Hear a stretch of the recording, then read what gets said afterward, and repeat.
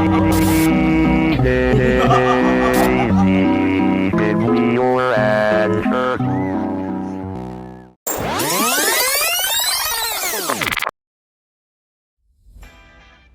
mati. Dia membunuh. Fenomena apa ini? Fenomena yang baru saja kalian saksikan merupakan kejahatan terhadap nyawa, di mana tindak pidana terhadap nyawa adalah suatu perbuatan menghilangkan atau merenggut nyawa seseorang dengan sengaja atau karena kelalaian.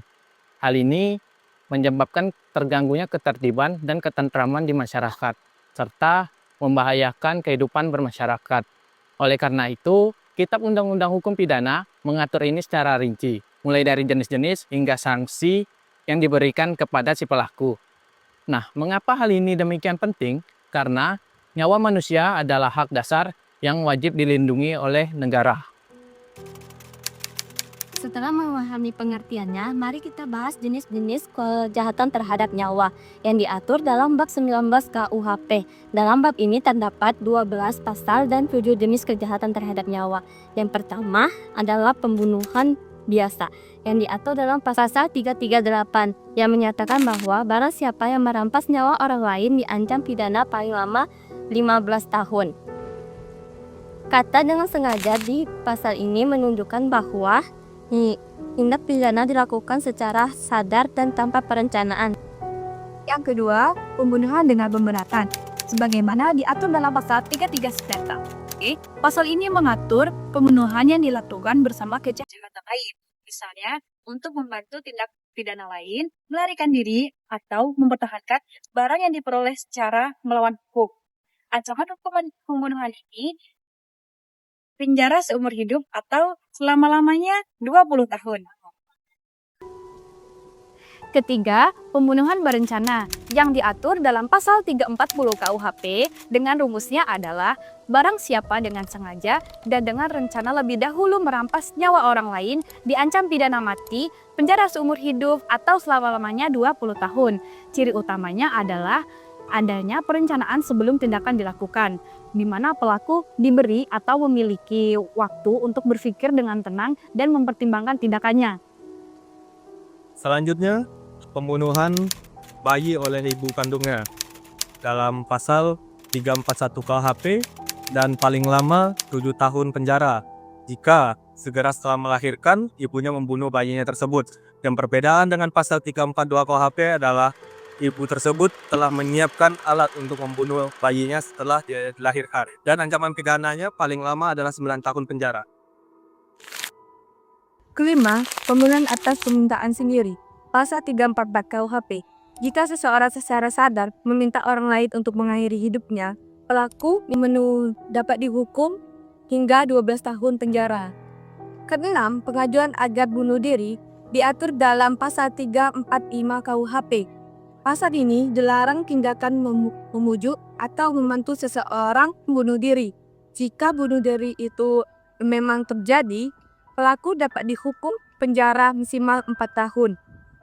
Ketujuh, pengguguran kandungan diatur dalam pasal 346 sampai 349 dengan tujuan untuk melindungi janin dan juga menegaskan bahwa pengguguran yang dilakukan tanpa medis merupakan suatu tindak pidana. Ada 3 bentuk pengguguran kandungan. Yang pertama adalah pengguguran kandungan yang dilakukan oleh ibu diatur dalam pasal 346 dengan sanksi pidana penjara maksimal 4 tahun. Yang kedua adalah pengguguran kandungan yang dilakukan oleh orang lain tanpa izin perempuan mengandung. Diatur dalam pasal 347 dengan sanksi pidana maksimal penjara 12 tahun dan apabila perempuan yang bersangkutan meninggal dikenai pidana penjara 15 tahun.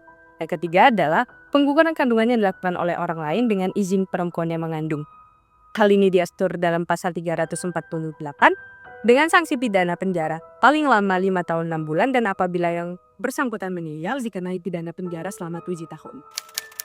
Dari penjelasan tadi, ada beberapa contoh kasus yang terjadi secara nyata, mungkin teman-teman udah tahu juga. Seorang wanita yang berinisial EKS Metro Lampung yang menggugurkan kandungannya sedang berusia 3 minggu akibat dari hubungan gelap dengan pacarnya. yang dimana tindakan yang dilakukan oleh wanita ini melanggar pasal 346 KUHP dengan ancaman pidana selama-lamanya yaitu 4 tahun, yang dimana tindakan wanita ini sudah termasuk unsur-unsur dalam pasal 346 KUHP. Unsur subjektifnya, wanita ini menghilangkan nyawa atau janin di dalam perutnya. Unsur objektifnya, wanita ini menghilangkan nyawa atau janin di dalam perutnya ini demi menutup aibnya supaya tidak terungkap. Contoh kedua adalah kasus pembunuhan berencana yang melibatkan mahasiswa Universitas Indonesia, di mana NZ yang ditusuk puluhan kali oleh kakak tingkatnya AL. Perbuatan ini dikenakan pasal 340 KUHP. Unsur objektifnya, AL menggunakan senjata tajam yang telah ia siapkan sebelum melakukan pembunuhan ini yang menyebabkan kematian. Nah, unsur subjektifnya, AL dengan sengaja dan dengan pengenang merencanakan pembunuhan. Ia dengan tanpa merasa bersalah melakukan perbuatan tersebut, sehingga pelaku dikenakan pidana penjara paling lama 20 tahun atau sampai dengan seumur hidup. Selanjutnya, aku bakal membahas terkait ketentuan-ketentuan baru yang diatur di dalam pasal 2023 tetapi tidak diatur di dalam pasal KUHP lama. Yang pertama adalah konkibitasi atau kumpul kebo, diatur dalam pasal 412 dengan sanksi pidana penjara maksimal 6 bulan atau denda maksimal kategori kedua. Yang kedua adalah santet, di mana diatur dalam pasal 252 dengan sanksi pidana penjara 1 tahun 6 bulan atau dapat diperberat apabila mengakibatkan kematian.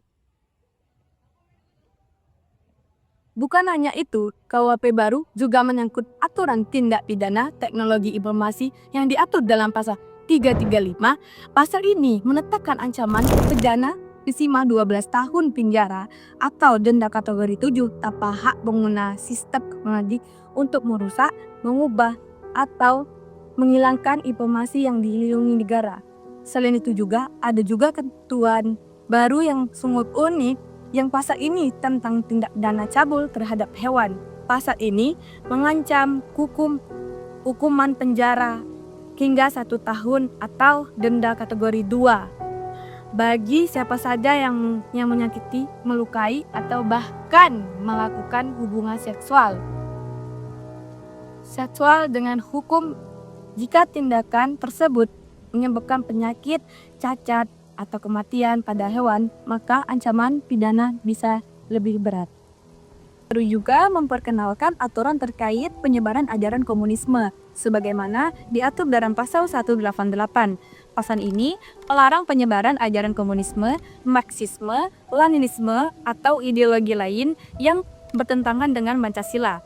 Tindak pidana ini mencakup tindakan penyebaran atau mengembangkan ideologi tersebut di muka umum dengan niat untuk mengganti atau mengubah Pancasila sebagai dasar negara. Ancaman pidananya tergantung pada dampak dari tindakan tersebut. Selanjutnya adalah undang-undang yang mengkodifikasi.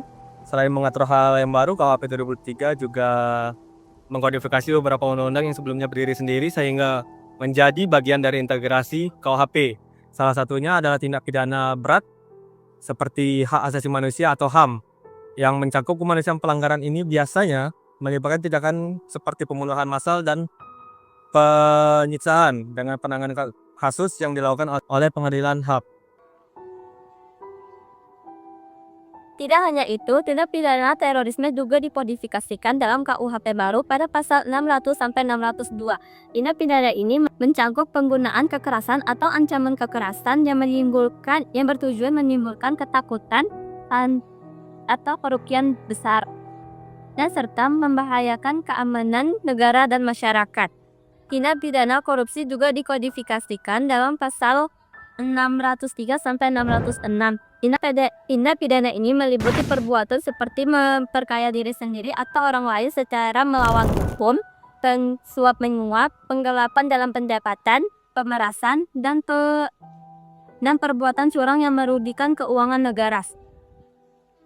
Selanjutnya yaitu tindak pidana yang dikodifikasi, yaitu tindak pidana pencucian uang dalam pasal 607 dan 608. Nah, pasal ini tuh meliputi tentang menyembunyikan uang dan menyamarkan asal-usul uang hasil dari tindak pidana. Pasal ini itu dikenakan ancaman pidana selama 20 tahun dan dendanya yaitu 10 miliar. Selanjutnya yaitu mengenai tindak pidana narkotika yang diatur dalam pasal baru yaitu pasal 609. Dan sebagian itu merupakan salinan dari Undang-Undang Narkotika yang mencakup yaitu memiliki dan mengedarkan itu merupakan pidana yang paling terberat. Sebelumnya, ia itu melakukan rehabilitas kesehatan, tetapi semenjak adanya KUHP baru, ia lebih mengkriminalisasinya tersebut. Dan terakhir itu mengenai pemufakatan jahat, persiapan, percobaan, dan pembantuan dalam tindak pidana dalam pasal 612 dalam KUHP baru. Pasal ini tuh mencakup mengenai hak asasi manusia, terorisme, korupsi, pencucian uang, dan narkotika. Demikian pembahasan kami tentang tindak pidana terhadap nyawa. Kami harap apa yang kami sampaikan dapat bermanfaat bagi kita semua dan apa yang kami sampaikan dapat meningkatkan ilmu kalian agar pentingnya menjaga nyawa manusia. Jangan lupa mematuhi hukum bukan hanya sekedar kewajiban, tetapi merupakan bentuk penghormatan terhadap kehidupan sesama. Hidup yang aman dan